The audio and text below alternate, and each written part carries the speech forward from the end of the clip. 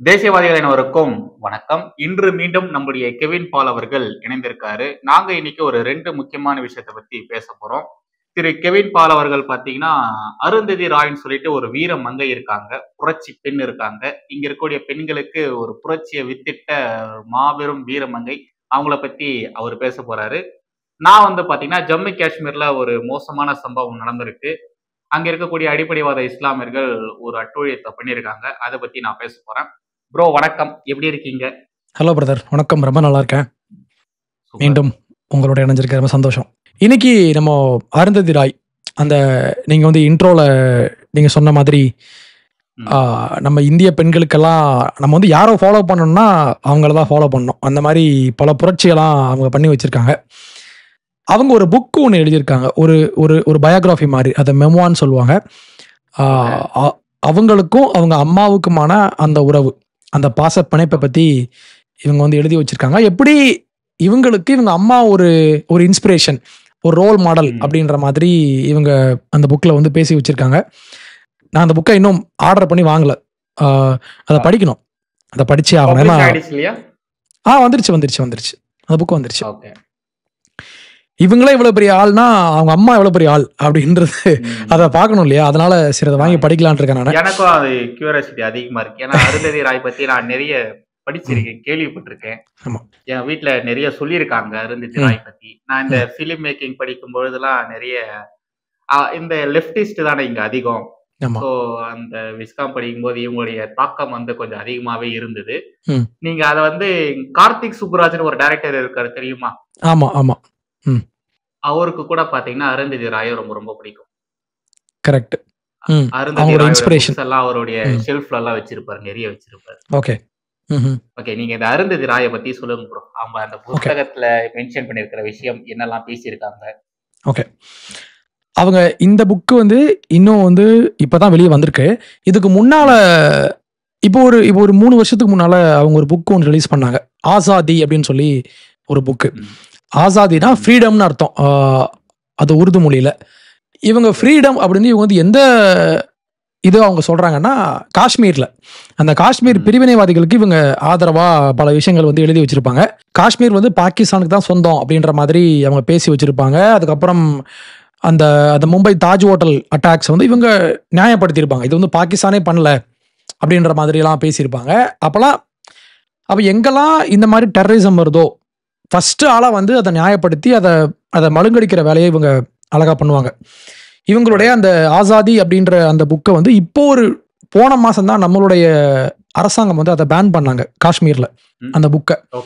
அது ஒரு சின்ன புக் தான், ஒரு 200 பக்கம் இருக்கும். ஆனா அதுல படிச்சீங்கன்னா ஒவ்வொரு வரியுமே ஒரு ஆட்டம் பாம் தான், எல்லாமே ஒரு பாம் மாதிரி தான் இருக்கும். உள்ள டெரரிசம் அப்படியே ஆகா ஓகோன்னு பாராட்டி இவங்களாம் போராளிகள் அப்படின்ற மாதிரி இவங்க பேசி வச்சிருப்பாங்க. மிலிட்டன்ட்ஸ், அரசாங்கம் அவங்கள ஒடுக்குது, அரசாங்கம் நம்மளுடைய கவர்மெண்ட் காஷ்மீரை இல்லீகலா நம்ம எடுத்து வச்சிருக்கோம், இது ஆக்சுவலி பாகிஸ்தானுடைய ஒரு பகுதி, நம்ம அதை இல்லீகலா எடுத்து வச்சிருக்கோம், அவங்களுடைய பகுதியே அவங்க திருப்பி வேணும்னு சொல்லி அந்த மக்கள் போராடுறாங்க, அவங்க அந்த பாவப்பட்ட மக்கள் அப்படின்ற மாதிரி இவங்க பேசி வச்சிருப்பாங்க அந்த புக்ல. சரி, இதையும் தாண்டி இவங்களுடைய இன்னொரு புக் இருக்கு. இது ரொம்ப ஃபேமஸான ஒரு book, the god of small things அப்படின்ற அவங்களுடைய ஒரு நாவல். அந்த நாவல் 97ல் அவங்க ரிலீஸ் பண்ணாங்கன்னு நினைக்கிறேன். ரொம்ப பழைய புக் அது. அதுக்கு புக்கர் ப்ரைஸ்லாம் கொடுத்து அதை பயங்கரமாக பாராட்டியிருந்தாங்க. அந்த நாவல் படித்தவங்களுக்கு தெரியும், மிக மோசமான பல விஷயங்கள் உள்ளே இருக்கும். ஃபார் எக்ஸாம்பிள் அதில் பார்த்தீங்கன்னா அந்த வழக்கமான அந்த காஸ்ட் பாலிடிக்ஸ் அது உள்ள அவங்க பேசி வச்சுருப்பாங்க. அதாவது ஒரு பொண்ணு ஒரு பையனும் லவ் பண்ணுவாங்க. அந்த அந்த கேர்ள் அப்பர் காஸ்ட்டு, அந்த பையன் லோ காஸ்ட்டு. அவங்க 2 பேருக்கும் ரிலேஷன்ஷிப் இருக்கிறதுனால அந்த போலீஸ் கஸ்டடி அவங்கள பிடிச்சி அடிப்பாங்க. அவங்கள அடித்து அவங்கள ஒன்றும் சேர விடாமல் பண்ணுருவாங்க. இதை பார்க்குறப்ப எனக்கு அப்படியே இந்த ஜெய்பீம் படம் பார்க்குற மாதிரியே ஒரு ஃபீல் இருக்கும். அதுலயும் இதே மாதிரி இந்த போலீஸ் கஸ்டடி அந்த இதெல்லாம் கொண்டு உள்ள ஆட் பண்ணியிருப்பாங்க இல்லையா, அதே மாதிரி தான் இதுலயும் இருக்கும். அதுக்கப்புறம் அந்த நாவல்ல இன்னொரு முக்கியமான ஒரு விஷயம், அந்த 2 பேருக்கும் ஒரு பேபிஸ் பிறப்பாங்க, 2 குழந்தைங்க பிறப்பாங்க. அவங்க ட்வின்ஸ். இந்த அம்மா அப்பாவை போலீஸ் கஸ்டடியில இருந்து அடிச்சு விரட்டினதுனால அவங்க ஒன்று சேர முடியாம போயிடும்.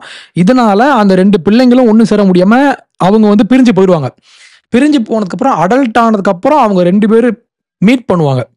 ஓகே, ஒரு பிரதர் ஒரு சிஸ்டர், அவங்க 2 பேரும் உறவு வச்சுக்கிற மாதிரி அந்த நாவல்ல அதோட எண்டிங் அப்படித்தான் முடியும். ஓகே ஓகே, அப்போ இன்செஸ்ட் ஒரு காஸ்ட் பாலிடிக்ஸ், அந்த நாவல் முழுக்க பார்த்தீங்கன்னா ஃபுல்லாக ஒரு அழுகாட்சி நாவல் தான். அழுகாட்சி நாவலில் அவங்களுடைய யூஸ்வல் அந்த லெஃப்டிஸ்ட் பாலிடிக்ஸ் எல்லாத்தையும் உள்ளே கொண்டு வந்து ஆட் பண்ணி விட்டுருப்பாங்க. போகிற போக்கில் வந்து இந்த மாதிரி இன்செஸ்ட் ரிலேஷன்ஷிப்பையும் இவங்க நார்மலைஸ் பண்ணி இதை வந்து ஊக்குவிச்சுட்டு போயிருப்பாங்க. அவ்வளோ புரட்சி பண்ண ஆள் தான் இந்த அருந்ததி ராய் அப்படின்ற இந்த அம்மையார்.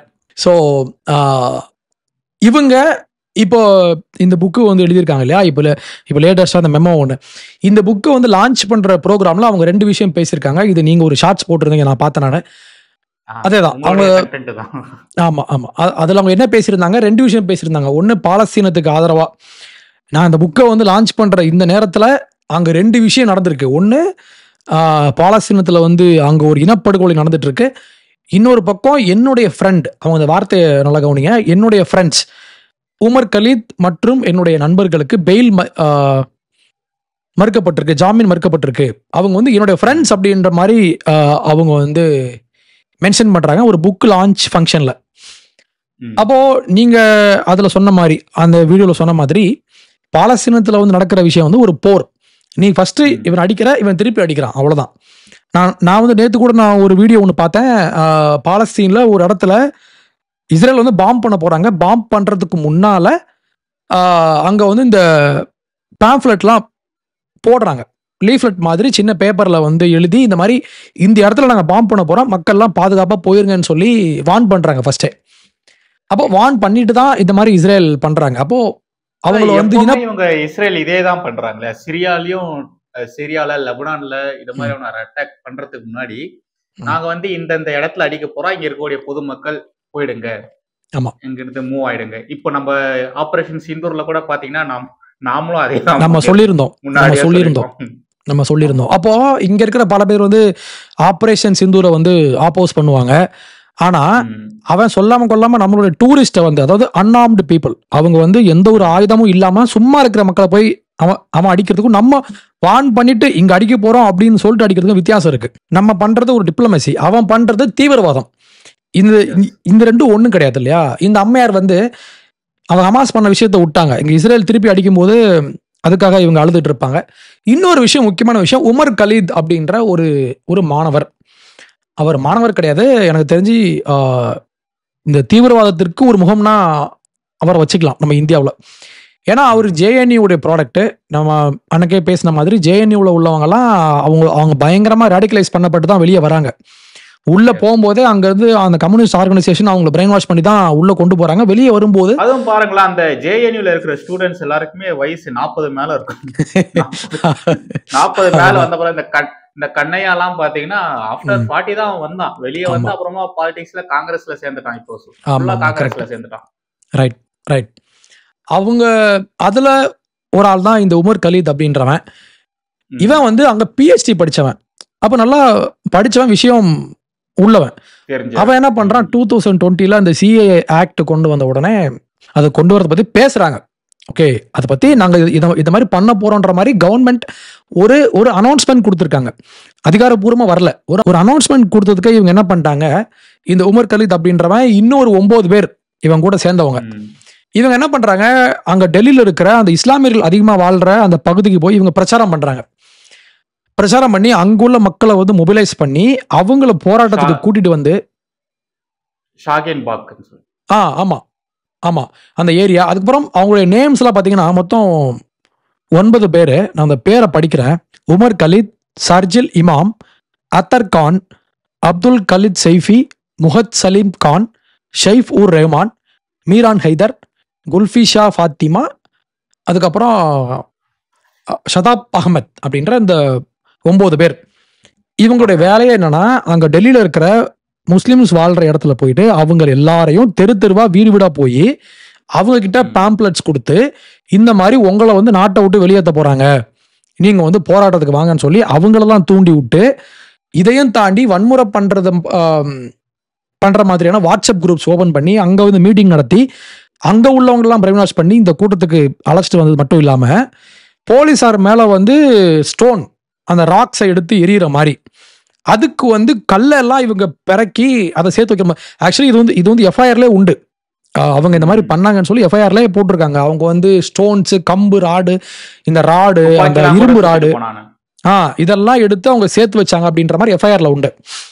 அப்போ ஒரு சிஸ்டமேட்டிக்கா வயலன்ஸ் பண்ணணும், டெமோக்ராட்டிக்கா போராடுறவனுக்கு எதுக்கு அந்த கத்தி, எதுக்கு அந்த ராடெல்லாம் இல்லையா? அப்ப இவங்க வந்து ஒரு பிளான் பண்ணி தான் உள்ள வந்திருக்காங்க. வந்துட்டு என்னாச்சு, அங்க பொதுமக்கள் மேல அட்டாக் நடந்துச்சு, 56 பேர் இறந்திருக்காங்க. 56 பேர். அப்போ இது ஒரு ஹியூஜ் லாஸ். அதுவும் அவங்க அதை பிளான் பண்ண டைம் பார்த்தீங்கன்னா, இவர் நம்ம ட்ரம்ப் வந்து இந்தியாவுக்கு வந்திருந்தார். அப்போ நீங்க பார்த்துருப்பீங்க. அப்போ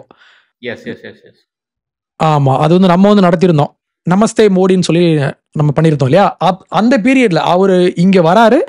அந்த வர்ற அந்த வாரத்துல இவங்க இந்த மாதிரி வேணும்னே, அதாவது ஒரு வெளிநாட்டுல இருந்து ஒருத்தர் முக்கியமான ஆளுங்க வராருன்னா அந்த பீரியட்ல நம்ம இந்த மாதிரி பண்ணணும்னு சொல்லி பிளான் பண்ணி, எப்ப பண்ணணும், எங்க பண்ணணும், யாரெல்லாம் கூட்டு வரணும்னு சொல்லி பயங்கரமா இவங்க பிளான் பண்ணி பண்ணியிருக்காங்க. அப்போ இவங்க வந்து வன்முறை பண்ணாங்களா அப்படின்றதுக்கான பிரைமா ஃபேசி இருக்கு, நமக்கு அந்த முகாந்திரம் இருக்கு. அதனாலதான் கோர்ட் இப்ப என்ன பண்ணாங்க, 5 வருஷமா தூக்கி உள்ள வச்சு நல்லா மிதிச்சாச்சு. இப்ப திருப்பி அவங்க பெயில் அப்ளை பண்றாங்க. இப்ப கடைசியா வந்த ஒரு பெயில் அப்பீலும் நம்ம கோர்ட், அகைன் சொல்றேன், மக்கள் என்ன சொல்லுவாங்க, அரசாங்கம் அவங்க இதை பண்ணிட்டாங்க, கிடையாது. இது வந்து கோர்ட், நீதிமன்றம் பண்ண விஷயம். நீதிமன்றம் அவங்கள நீங்க, அதுவும் இல்லாம அத விட்னஸ் இருக்காங்க, ஒரு 60 பேர் விட்னஸ் இருக்காங்க. அந்த விட்னஸ் எல்லாம் இனிமே தான் போய் விசாரிக்கணும். அதனால கோர்ட்டுக்கிட்டும் நேரம் தேவைப்படுது அப்படின்றதுனால அவங்க பெயில் முடியாதுன்னு சொல்லி உள்ள வச்சாச்சு. இந்த அம்மையார் ஒரு புக் ரிலீஸ் பண்ண போற இடத்துல இந்த மாதிரி தீவிரவாதிகளுக்கு ஆதரவா இருக்கிறவங்களுக்கு இவங்க முதல் ஆளா வந்து இவங்க வந்து முட்டு கொடுத்துக்கிட்டு இருக்காங்க. அதுவும் இல்லாம ஆனிவர்சரி ப்ரோ, அந்த நேரம் வந்து கரெக்டா ஆனிவர்சரி 5 வருஷம் ஆச்சு அதுக்கு உள்ள போய். சோ அத வந்து நினைவு கூர்ற வகையில அவங்க பேசியிருக்காங்க போல. ஆமா. அதுவும் இல்லாம இந்த உமர் கலித் அப்படின்றவன் ஆஸ் யூஷுவல் இந்த ஜேஎன்யூல உள்ளவங்க எல்லாரும் பாத்தீங்கன்னா மாவோயிஸ்டுகளுக்கு இவங்க தான் பேக் போனா இருப்பாங்க. ஆயுதம் கொடுத்து இவங்க டைரக்டா ஃபீல்டுக்கு போகலனாலும் பின்னால இருந்து ஒரு மூளையாக இவங்க செயல்படுவாங்க. நிறைய ஆக்டிவிஸ்ட் அங்க இருக்கிற மோஸ்ட்லி எல்லாருமே வந்து இந்த மாதிரி கம்யூனிஸ்டுக்கு ஆதரவா, கம்யூனிஸ்ட் ஐடியாலஜியோடைய அதனுடைய எக்ஸ்ட்ரீமா இருக்கிற இந்த மாவோயிஸ்ட் டெரரிஸ்ட், அந்த டெரரிஸ்ட்ன்ற வார்த்தையை நான் பயன்படுத்துறேன்னா இங்கெல்லாம் பல பேர் வந்து போராளிகள் அப்படிம்பாங்க. Maoist is a terrorist. Okay, அவன் ஆயுதம் தாங்கி கவர்மெண்டினுடைய ஆட்களை அவன் அடிச்சுட்டு இருக்கான், ராணுவ வீரர்களை போய் அவன் கொண்டுகிட்டு இருக்கான். அப்போ ஹீ இஸ் அ தீவிரவாதி. ஓகே, இந்த விஷயத்தை வந்து நம்ம மக்களுக்கு நம்ம கிளியரா நம்ம கொண்டு போய் சேர்த்துறணும். ஆக்சுவலா இங்க இருக்கிற பிலிம் இண்டஸ்ட்ரியில இருக்கிற இந்த அமீர் மாறி இருக்கக்கூடியவர்கள் எல்லாம் பாத்தீங்கன்னா ஒசாமா பின் லாடனையே இவனுங்க போராளிகள் தான் சொல்லுவானுங்க. எப்படி இந்த ஹமாஸ் பயங்கரவாதிகளை போராளிகள் சொன்னானுங்க, அதே மாதிரிதான் இவங்க எல்லாருமே இந்த தீவிரவாதிகளை அவங்க வந்து போராளிகள், இன காப்பாளர்கள், அவங்க வந்து அவங்களுடைய இனத்தை காப்பாத்துறாங்க, மக்களை பாதுகாக்கிறாங்க, அவங்க இந்த தீவிரவாதிகள்னு சொல்லக்கூடாது, பயங்கரவாதிகள் சொல்லக்கூடாதுன்ட்டு நமக்கு அகைன்ஸ்டா வேற பேசுவாங்க. ஆமா, தாலிபான், அல் கொய்தா, ஹமாஸ், ஹவுதீஸ், ஹெஸ்புல்லா, இந்த மாதிரி ஊர்ல இருக்கிற எல்லா அடியாட்களும் இவங்களை பொறுத்த வரைக்கும் போராளிகள் அப்படின்ற மாதிரி பெயர் மாற்றம் பண்ணி வச்சிருப்பாங்க. இந்த பெயர் மாற்றம்லாம் இவங்க அழகா பண்ணுவாங்க. நான் கூட இன்னைக்கு ஒரு போஸ்ட் ஒன்று போட்டிருந்தேன். ஒருத்தன் என்ன பண்ணியிருக்கான், ஆபரேஷன் சிந்தூருக்கு எதிராக கேரளாவில் இருக்கிற ஒருத்தன், அவனும் இந்த மாதிரி படிக்கிறவன் தான். அவன் இன்ஸ்டாகிராம்ல போஸ்ட் போட்டிருக்கான். போஸ்ட் சும்மா போடல, இங்க ஒரு கன்னு, இங்க ஒரு கன்னு. ஓகேவா, அரசாங்கத்தை வந்து மிரட்டுற மாதிரி ஒருத்தன் போஸ்ட் போடுறான், அவனை அரெஸ்ட் பண்றாங்க போலீஸ். அதை இவங்க மீடியால இவங்க என்ன சொல்றாங்க, ஜேர்னலிஸ்ட வந்து அரெஸ்ட் பண்ணிட்டாங்க. அப்போ எவெல்லாம் வந்து இந்த மாதிரி வயலன்ஸ் பண்றவனோ, எவன் தீவிரவாதத்துக்கு ஆதரவா இருக்கிறவனோ அவனை வந்து இவங்க ஜேர்னலிஸ்ட் அந்த மாதிரி அப்படி ஒரு பெயர் மாற்றம் பண்ணிடுறது. இதை அழகா பண்ணுவாங்க இந்த லெப்டிஸ்ட் வந்து, இதை பயங்கர அழகா பண்ணுவாங்க. அதனுடைய ஒரு விஷயம் தான் இதுவும். அப்ப அருந்தராய் இப்படிதான் பண்ணுவாங்க. அவங்க இந்த போர் ஆரம்பிச்ச காலத்துல இருந்து அவங்க வந்து ஹமாஸ்க்கு தான் ஆதரவா பேசிட்டு இருக்காங்க. இன்னொரு பக்கம் உமர் கலித் மாதிரியான இந்த ஜேஎன்யூ ஆட்களுக்கு இவங்க எல்லாம் முட்டு கொடுத்துட்டு இருக்காங்க. இவங்க இப்படிதான் பண்ணுவாங்க, அவங்களுடைய பேக்ரவுண்டே அப்படிதான். ஆமா, ரைட் ப்ரோ. நான் இந்த இடத்துல இந்த சர்ஜில் இமாம் சொல்லிட்டு ஒருத்தர் நீங்க சொன்னீங்க பாத்தீங்களா, அந்த 9 பேர்ல ஒருத்தர். ஆமா ஆமா, அவரை பத்தி ஒரு சின்ன விஷயம் சொல்லணும். இவர் வந்து முஸ்லீம் தான், பேரை பார்க்கும் போதே கண்டிப்பா தெரியும். நல்லா படிச்சவர் தான், கிராஜுவேஷன் முடிச்சிருக்காரு. இவர் வந்து பாத்தீங்கன்னா எனக்கு ஒரு 5 லட்சம் பேர் வேணும் இவர் சொல்றாரு. அந்த ஒரு ஒரு க்ளோஸ்டு மீட்டிங்ல சொல்றாரு, எனக்கு ஒரு 5 லட்சம் பேர். அந்த வீடியோ பாத்திருக்கீங்களா? பாத்திருக்கேன். ஆள் எனக்கு ஒரு ஆள் 5 வேணும். லட்சம் பேர் வரும். ம், ஆமா. ம், எனக்கு ஒரு 5 லட்சம் பேர் வேணும். அந்த ம். 5 லட்சம் பேர் இருந்தாங்கன்னா, நாம வந்து அஸ்ஸாம வந்து கட் பண்ணிரலாம். கரெக்ட். நம்ம அந்த நேம் மென்ஷன் இந்தியா பண்ணுவாரு. கூட அஸ்ஸாம்ன்ற மாதிரி நேம் எஸ் மென்ஷன் பண்ணுவார் அவரு. எஸ். இந்தியாவ வந்து நாம வந்து கட் பண்ணிரலாம். அதாவது இந்தியால இருந்து அஸ்ஸாம தனியா பிரிச்சு எடுத்துட்டு போயிரலாம். ம். எனக்கு ஒரு 5 லட்சம் பேர். இவரு பெரிய விவேகானந்தரு, இவரு ம், நேதாஜி ம். சுபாஷ் சந்திர போஸ், ஆமா. யங்ஸ்டர்ஸ் எனக்கு வாங்க இந்த நாட்டை நம்ம மாத்தி காட்டலாம் சொன்னோன்னே எல்லாம் வரத்துக்கு. எவனுமே வரவே இல்ல. கடைசியில இவனை தான் தூக்கிட்டு போய் உள்ள போய் மிதிச்சாங்க. ஆமா. ஆக்சுவலா இத மாதிரி இருக்கக்கூடிய நபர்களை நம்மளுடைய கவர்மெண்ட் மானிட்டர் பண்ணிட்டே இருப்பாங்க. ம், இத மாதிரி பேசின உடனே எல்லாம் போயிட்டு தூக்கவே மாட்டாங்க. அதே மாதிரி ம், தமிழ்நாட்டிலயும் பாத்தீங்கன்னா நிறைய பேர் இருக்காங்க. நிறைய பேர் இது மாதிரி சோசியல் மீடியால பேசிட்டு தான் இருப்பாங்க. தொடர்ந்து ம், அரசாங்கத்திற்கு எதிராக, தேசத்திற்கு எதிராக, இறையாண்மைக்கு எதிராக பேசிட்டு தான் இருப்பாங்க. இது ம். மாதிரி பேசுறவங்கள வந்து கவர்மெண்ட் பார்த்துட்டே தான் இருக்கும். மானிட்டர் பண்ணிட்டே தான் இருக்கும். இவங்களுடைய கூகுள் சர்ச் ஹிஸ்டரி, வாட்ஸ்அப்ல என்ன பேசுறாங்க, டெலிகிராம்ல என்ன பேசுறாங்க, ஃபேஸ்புக்ல எந்த மாதிரியான போஸ்டர்ஸ் போடுறாங்க, ட்விட்டர்ல என்ன மாதிரியான கருத்துக்களை இவங்க இது பண்றாங்க, இன்ஸ்டால என்னென்னலாம் இவங்க பாக்குறாங்க, என்ன மாதிரியான ஃபீட்ஸ் வந்து இவங்க ஷேர் பண்றாங்க, இது எல்லாத்தையுமே மானிட்டர் பண்ணிட்டே தான் இருப்பாங்க. கரெக்டா எப்போ தூக்கணுமோ தட்டி கரெக்டா. தூக்கிட்டு போயிட்டே இருப்பாங்க. ஆமா. இவங்க கவர்மெண்ட்டுக்கு தெரியாமலாம் ஒண்ணும் கிடையாது. எல்லாம் தெரியும். ம், பட் அவங்க பண்ற நேரத்துல கரெக்டா பண்ணுவாங்க. இதுக்கு ஒரு எக்ஸாம்பிள் சொல்லணும்னா, ஆபரேஷன் சிந்தூர் நடக்கும்பொழுது பாத்தீங்கன்னா, இந்தியால நிறைய பாகிஸ்தானியர்கள் இருக்காங்க சொல்லிட்டு நிறைய ம், பேரை இந்தியா விட்டு துரத்தி அடிச்சாங்க. ம். இத நம்ம ஆமா, எல்லாருமே பார்த்திருப்போம். ஆமா. அந்த நேரத்துல ம், நிறைய பேர் யோசிச்சிருக்க மாட்டாங்க. நிறைய பேர் யோசிச்சிருக்க மாட்டாங்கன்னு சொல்ல முடியாது. ம், இவ்ளோ பேர் இங்க பாகிஸ்தானியர்கள் இருக்காங்கன்னா, இவ்ளோ நாள் பாஜக என்ன பண்ணிட்டு இருந்தது? சென்ட்ரல் ம், கவர்மெண்ட் என்ன பண்ணிட்டு இருந்தது? அப்படின்ற மாரி கேட்பாங்க இல்லையா? ம். கேட்டிருப்பாங்க. நிறைய ஆமா. பேர் கேட்டிருப்பாங்க. ம். அதுக்கான ரீசன் என்னன்னா, இத மாரியான ஒரு சிச்சுவேஷன் வரணும்னு தான் வெயிட் பண்ணிட்டு இருந்தாங்க. இந்த கரெக்ட். ஒரு சிச்சுவேஷன் வந்த உடனே இத காரணமா காட்டி மொத்த பாகிஸ்தானியர்களையும் துரத்தி அடிச்சாங்களா இல்லையா? 40 வருஷம் 45 வருஷமா இங்க இருந்தவங்கள, நடந்துச்சு. இங்கே இருந்தவங்கள தூக்கி அடிச்சாங்களா இல்லையா? ம், இப்போ ஒருவேளை இவங்கலாம் பாகிஸ்தானியர்கள், இவங்கள வந்து நம்ம இந்த நாட்டுல வச்சிருக்க கூடாது அப்படின்ற மாரி உடனடியாக சென்ட்ரல் கவர்மெண்ட் ஒரு ஆக்ஷன் எடுத்திருந்தாங்கன்னா, இவங்க எப்படி இத கொண்டு போயிருப்பாங்க? எப்படி இத டைவர்ட் பண்ணிருப்பாங்க? பாத்தீங்களா, நாங்க சொன்னோம் இல்லையா? சிஏஏ வந்ததுன்னா இஸ்லாமியர்களை துரத்தி அடிப்பாங்கன்னுட்டு, பாருங்க இஸ்லாமியர்களை துரத்தி அடிக்கிறாங்க அப்படின்ற மாரி இத அப்படியே மேனிபுலேட் ஆமா. பண்ணிருப்பாங்க. ஸ்டோரிய வேற மாதிரி எடுத்துட்டு போயிருப்பாங்க. ம், ஆமா. மக்கள வேற மாரி திசை திருப்பி இருப்பாங்க. இவங்களுடைய ம். மீடியாவ வச்சுக்கிட்டு பயங்கரமா புரபகண்டா பண்ணிருப்பாங்க. பட் அதுக்கெல்லாம் வந்து இவங்க இடமே குடுக்கல பாருங்களேன். எவ்வளவு அழகா அந்த ஒரு சிச்சுவேஷன இப்படி யூஸ் பண்ணிக்கிட்டு இங்க இருந்த பாகிஸ்தானியர்கள, பங்களாதேஷ்காரங்கள, ரோஹிங்கியா இஸ்லாமியர்கள ம். விரட்டி அடிச்சாங்க பாருங்க. கரெக்ட். கவர்மெண்ட் ஒரு விஷயத்த பார்த்தும் பார்க்காத மாதிரி இருக்குன்னா, மவன உன்ன நான் நோட் பண்ணி வச்சுட்டேன். எப்போ தூக்கணுமோ ம். அப்போ தூக்குவேன் டைம். அப்படின்ற மாதிரி தான் அர்த்தம். அந்த டைம் முக்கியம்ல. ம்.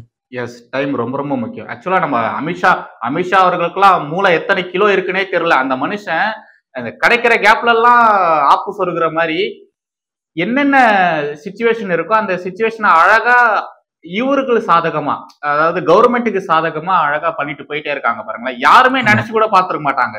பாகிஸ்தானுக்கு இத மாதிரியான ஒரு ரெஸ்பான்ஸ் கொடுப்பாங்க. அதாவது அடிக்கிறது வேற, ராணுவ ரீதியில தாக்குதல் நடத்துறது வேற. ம். பட் இப்படி நாட்டுக்குள்ளேயே உட்கார்ந்துட்டு இருக்கக்கூடிய பாகிஸ்தானியர்களை, பங்களாதேஷ்காரங்களை அடிச்சு விரட்டுவாங்கன்னுட்டு எவனுமே யோசிச்சிருக்க மாட்டான். கரெக்ட். இங்க கூட அது ஏரியானா ஹைதராபாத். ஹைதராபாத்ல ம். ஒரு பாகிஸ்தான்காரரு இங்க வந்து இங்கே மேரேஜ் பண்ணி இங்கே செட்டில் ஆயாச்சு. ஆனா ஆமா. பாகிஸ்தான்காரரு ஓகேவா, அவரு ஐடி எல்லாமே பாகிஸ்தான் ஐடி. ஆனா இங்க வந்து அமைஞ்சாச்சு. இங்க வந்து இங்க உள்ள ஆதார் கார்டுலாம் வாங்கி ஃபேக்கா எல்லாம் ஃபேக்கா ம். வாங்கினவரை அவரையும் அடிச்சு விரட்டினாங்க இல்லையா, நம்ம பார்த்தோம். ஆமா. ஆக்சுவலா ஆமா. இந்த பங்களாதேஷ்ல இருந்து இல்லீகலா உள்ள வரவங்க, சட்டவிரோதமா ஊடுருவி வரவனுங்கள நிறைய பேர், அசாமுடைய முதலமைச்சர் அவர் ஹிமந்த பிஸ்வா சர்மா அவர் ம், சொல்லியிருந்தாரு. ம், இங்கிருந்து இல்லீகலா வரவங்க எல்லாருமே தமிழ்நாட்டுக்கு போறாங்க, ம், சவுத்துல போறாங்க. இங்க வந்து அவங்களுக்கு வந்து வேலை வாய்ப்பு யாரோ ஒருத்தவங்க ஏற்படுத்தி கொடுக்குறாங்க, அவங்களுக்கு தேவையான ஃபேக் டாக்குமெண்ட்ஸ் இங்க கிரியேட் பண்ணி கொடுக்குறாங்க அப்படின்ற மாதிரி அவர் பேசியிருந்தாரு. ம். அவர் சொல்லி ஒரு 1 வீக்ல 10 டேஸ்ல பாத்தீங்கன்னா அந்த ஒரு 10 நாட்குள்ளேயே வேலூர்ல ஒரு இஸ்லாமியரை பிடிச்சாங்க. ஆமா. அவருதான் பாத்தீங்கன்னா இத மாதிரி இல்லீகலா உள்ள வரவங்களுக்கு ஃபேக்கான டாக்குமெண்ட்ஸை ரெடி பண்ணி கொடுக்கறது, ம். இவங்களுக்கான ஐடென்டி ப்ரூஃபை ரெடி பண்ணி கொடுக்கறது, தங்கறதுக்கு வீடு, அப்புறமா இந்த வேலை, இது எல்லாமே அவர் தான் பண்ணி கொடுத்திருக்காரு. ரைட். இவ்வளவு விஷயங்கள் நடந்திருக்கு. கரெக்ட். இது ஒரு நெட்வொர்க் மாதிரி அவங்க வச்சு ஆப்ரேட் பண்ணுறாங்க. ஒருத்தர் யா டாக்குமெண்ட் ரெடி பண்ணுவார், ஒருத்தர் அவங்களுக்கு அக்காமடேஷன்லாம் பண்ணி கொடுப்பாங்க. இந்த மாதிரி இதுக்குன்னு இங்கே பெரிய நெட்வொர்க்கே உண்டு. இதெல்லாம் ஆமா கவர்மெண்ட் இன்னுமே கொஞ்சம் நல்லா மானிட்டர் பண்ணி தூக்கணும் அப்படின்றதான் நம்மளுடைய கருத்து. இல்ல ம் எனக்கு வந்து எனக்கு ஃபர்ஸ்ட் வந்து கொஞ்சம் சந்தேகமா இருந்தது. ஒரு 80% மட்டும்தான் எனக்கு பிஜேபி கவர்மெண்ட் மேல ஒரு நம்பிக்கை இருந்தது. பட் எப்போ இவங்க வந்து இந்த ஆபரேஷன் சிந்தூர் டைம்ல இந்த அளவு மைன்யூட்டா நோட் பண்ணி ஒவ்வொருத்தங்களும் துரத்தி அடிச்சாங்க. அதுவும் எத்தனை லட்சக்கணக்கான பேரை ம் அடிச்சாங்க ப்ரோ. ம் ம் ஆமாம் கேரளால, தமிழ்நாட்டுல, கர்நாடகால, ம் ஆந்திரால, ஸோ ஸோ ஃபுல்லா ஆல் ஓவர் இந்தியா ஃபுல்லா யார் யாரு எங்கெங்க இருக்கான்றத அவ்வளோ டேட்டா வச்சிருக்காங்க பாருங்களேன். கரெக்ட். ஆமாம் எல்லாத்தையுமே நோட் பண்ணி வச்சிருக்காங்க பாருங்களேன். ஆமாம் அதை பேஸ் பண்ணி தான் மொத்த பேர் தூக்கி வெளியே தூக்கி போட்டாங்க.